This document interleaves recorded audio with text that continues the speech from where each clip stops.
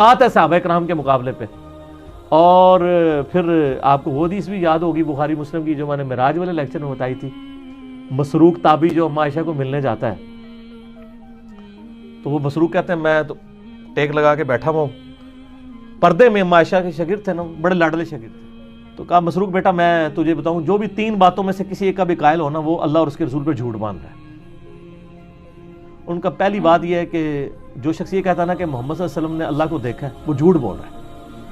مسروق کہتے ہیں میں ٹیک لگا کے بیٹھا ہو گیا. میں کہا اماں جی جذباتی نہ ہو, ٹھنڈے ہو, کیڑی گل کر رہے ہو, ذرا اس میں میرا کلپ بھی چڑھا ہوا ہے. انہوں نے کہا بالکل میں اس امت میں پہلی ہوں جس نے میں نے نبی علیہ السلام سے پوچھا تھا یہ قرآن میں جو ذکر آیا تو نبی علیہ السلام بتایا میں نے جبرائیل کو دیکھا.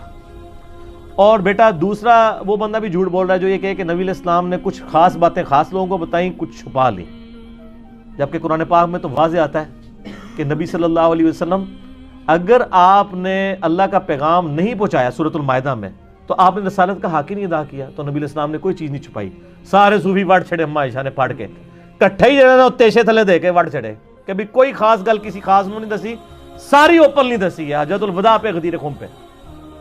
اور تیسرا فرمایا کہ جی جو شخص یہ کہنا کہ اللہ کے نبی غیب جانتے تھے اس نے بھی جھوٹ بولا. کیا تم قرآن نہیں پڑھتے ہو کہ 5 غیب کی کنجی ہیں جن کو اللہ کے علاوہ کوئی نہیں جانتا. اما عائشہ سے سیدھا قرآن تو شروع ہو گیا نا, سارے عقائد. اور ایون اما عائشہ حدیثوں کو بھی قرآن پہ پیش کرتی تھی. آپ دیکھیں یہ حدیثوں کو قرآن پہ پیش کیا. حدیثیں بیان کرنے والے حضرت عمر ہیں, عبداللہ بن عمر ہیں, ان کی حدیثوں کو امام یعنی بخاری اور امام مسلم دونوں نے نقل کیا کہ اما عائشہ نے دونوں کی حدیثوں کو اس فہم کو ریجیکٹ کر دیا جو حضرت عمر اور عبداللہ بن عمر نے لیا ہوا تھا.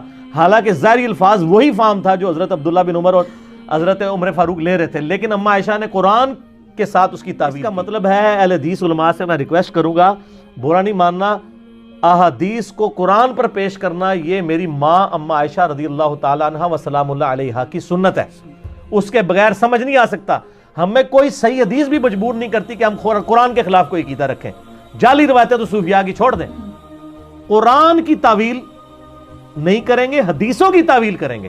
اور مسئلہ تقدیر پہ میں نے تعویلات کی ہیں, میرا مسئلہ نمبر 104 ABC دیکھیں, میں نے ساری احادیث کی تعویلات کی ہیں قرآن کی آیات کی روشنی میں. احادیث سے تو جبریہ کے عقیدے کو سپورٹ ملتی ہے کہ انسان بالکل مجبور ہے.